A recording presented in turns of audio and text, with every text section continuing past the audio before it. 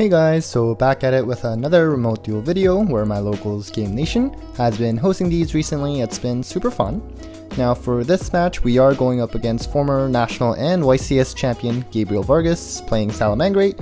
Incredibly good player, and this was the final round of locals where we were both EXO heading into this match. Now funnily enough, I actually have a pretty good record against Gabe in a local setting, and he even joked how he has a terrible record against me.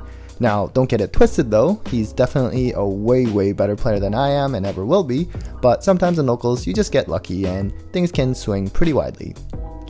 Also, you should totally follow Gabe on Twitch, and he also hosts remote duel tournaments every Saturday with great prizing, and it attracts some well-known players like Shunping, Pack, and others, so I'll provide all the links you need in the description below.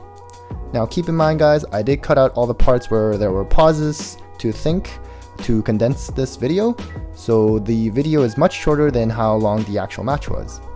Anyways guys, enough of me talking, let's get straight into the match. So we do win the die roll and we force Gabe to go first, and it looks like he's just gonna set one and pass. Now keep in mind we were both aware of what we were playing, so I didn't want to take things too lightly here. So I did hard draw the Red Eyes Fusion in this game, and I didn't really have the hand to bring out Infinity, so I just tried to bait out the Ash by playing the Emergency here. And so it does indeed get met by the Ash. So now we activate the Red Eyes Fusion and send the Red Eyes in deck and the Dark Magician, and we bring out Dragoon.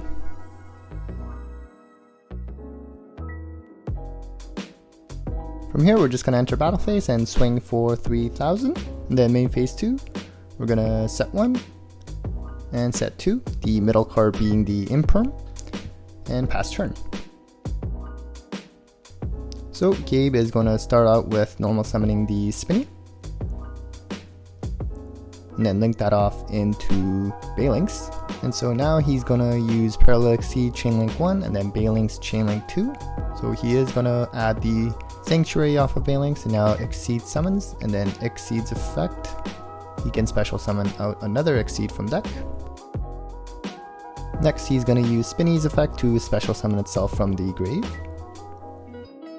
So now he's going to link off the Balinks and the Spinny and go into Sunlight Wolf. And then he's going to activate the Sanctuary. Now he activates Will of Salamangreat here. And it's kind of a weird play here, but I do negate the activation of Will with Dragoon by pitching Overload Fusion. Now I know he can get it back with Sunlight Wolf if he reincarnates summons into another wolf, but that I was fine with. What I was worried was him reincarnate summoning Heatleo to spin back both of my back row, because I know he's gonna do the Access Code Talker combo. Now you could argue, well, I could have just negated Heatleo at that point, and that's definitely fair. And the other reason why I negated the Will was partly because I was dumb. In my head, I recall you can only use Will once per turn. So I was like, okay, I'll negate it and he can't use it for the rest of the turn. But to be specific, you can only use one of the Will effects per turn, which in retrospect makes a whole lot more sense. And well, since he hasn't actually used any of the effects yet for Will, he can use it again. So I definitely should look up cards during remote duels rather than relying on my memory, but not gonna lie, I was also kind of nervous because Gabe said we were live on the stream, so it was kind of a heat of the moment decision there, but it's okay, it ends up not mattering much anyways. So he did reincarnate into another wolf and get back the Will, and then he uses the Will to special summon another wolf and put it under the other wolf so that he can add back the Ash to hand. Now using the two wolves, he goes into Heatleo and then uses its effect to try to spin back a back row. And he does target my middle column, so I do just activate the Imperm just in case that set card of his in the same column is useful that turn. Next he's going to link off the two Exceeds and go into Splash Mage. And then Splash Mage is going to bring another Exceed back. And then now he's going to use those two and link into Transcode Talker. And then Transcode Talker brings back the Splash Mage. And then he uses the Heatleo and Splash Mage to summon out Access Code Talker, which he targets Heatleo on summon to gain attack. Now on resolution, I do activate Forbidden Droplet, pitch my Gamma in hand as cost, and negate the effects of Access Code Talker.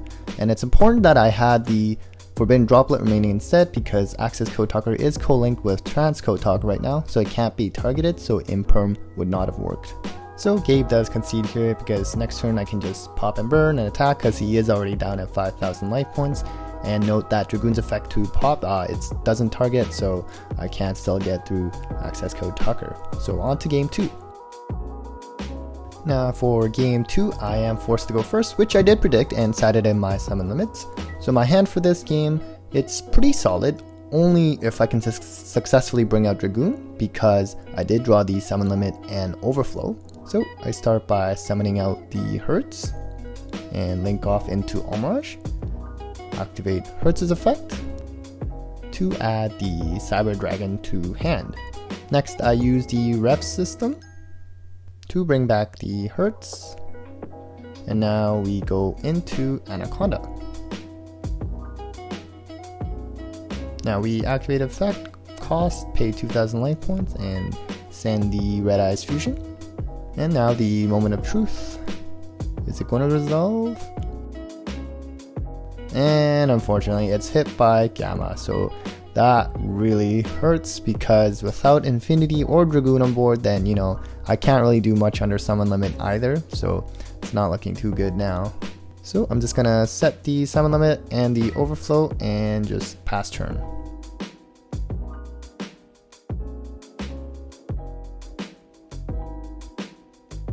So he's gonna start the turn by normal summoning the Jack Jaguar. And I do use overflow here just to pop the normal summon. Now technically I could have waited until he went into Balinks and then play summon limit instead. That way I can go into Mega Fleet next turn and poke for 2400. The problem with that play is, like I said earlier, you know, without Dragoon or Infinity on board, summon limit isn't quite useful because I can't do much under it either, and he can most likely out it the turn after and kill me anyways. And also, I wouldn't be able to overflow his normal summon on the turn after that because he would have a Balinks engrave at that point. So basically, I used the overflow and was relying on a good draw next turn to start my play because I had another Hertz in hand, so I just need one of 3 emergencies, 3 core, 3 soldiers, or 2 repair plants to really get going, and that was about 1 1/3 chance for my next draw. But unfortunately, I do end up just drawing another summon limit, and I did hesitate a bit in setting it in case of Feather Duster, but I do just decide to set and pass turn.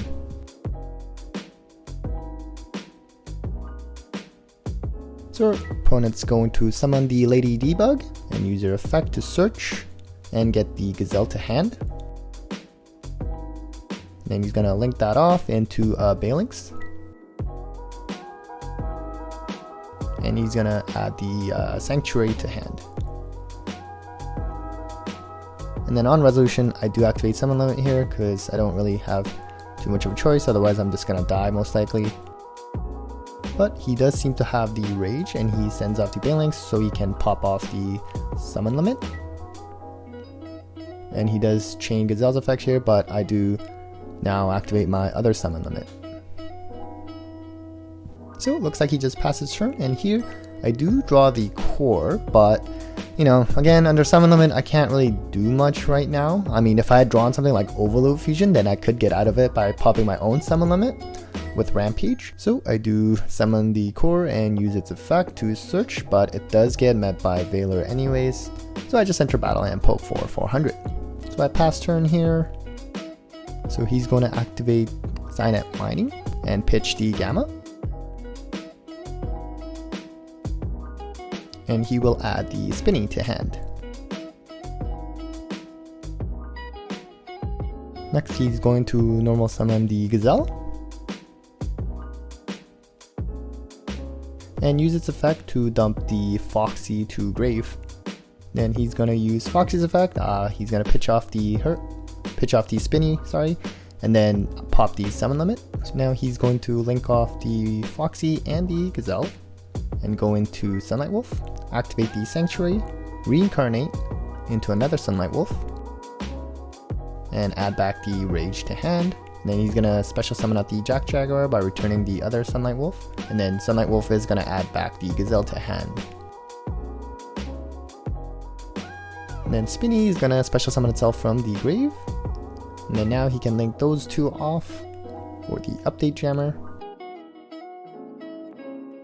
Then bring out Transcode, and I should have scooped earlier, but you know, I do concede here because he does have game. Alright, so on to game 3, and we do choose to go second. Now unfortunately guys, I did hard draw the Dark Magician and the Sci-Frame Driver and nothing else in this game, and those could have been hand traps or back row hate, so really I knew I was dead this game, and this was really painful, but it happens. It's just unfortunate that it happened while I was on stream, and in my head I did want to bring an interesting replay for this channel, but I guess I kind of failed at that. So he's gonna normal summon the Jack and then go into Balings, and then use Balings to search off the Sanctuary. Then he's going to activate the Sanctuary, reincarnate into another Balings, then use Jack Jaguar to special summon itself. Then he's going to link off the Jack Jaguar with another Balings, and then link those two off for a Sunlight Wolf. Then he sets 2 and passes turn. So I start out by normal summoning the core and use its effect, but unfortunately it does get met by an imperm, so it is negated. So I do contact fuse into Mega Fleet here, just in case he has a roar set for when I go into Anaconda later. So I do just decide to enter battle phase and swing for 2400 here first, and then main phase 2 I pitch off the Hertz to special summon out the Naxter. And then with Hertz effect I add back the core in the graveyard back to hand. Next I go into Anaconda. Remember, I didn't special summon off Naxter, not that I had a target anyway, so I'm not locked into machines right now, so I can still go into Anaconda. So I pay cost, pay 2000, and send the Red Eyes Fusion. And let's see if it actually resolves this time. But unfortunately, it's met by another Imperm, so oof, that really hurts. And I unfortunately don't have any other play, so I just have to pass turn here. Now he's going to start the turn by activating Salamangreat Circle and add the Gazelle to hand. Next he's going to normal summon the Falco, link that off into Balings, and then trigger Gazelle, special summon itself, and he's going to dump the Roar. Next he's going to bounce back the Gazelle back to hand with Falco to summon itself. Next he's going to special summon out the Jack Jaguar by bringing back the Balix into the extra deck. And then he's going to go into Update Jammer,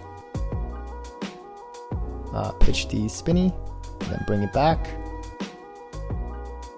bring the Transcode Talker, and eventually bring out Access Code Talker. Oh boy.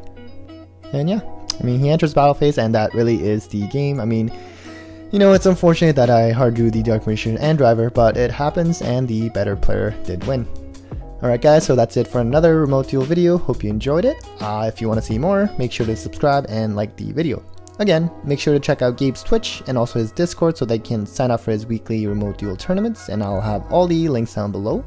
And another thanks to my locals, Game Nation, for hosting this tournament. Take care guys.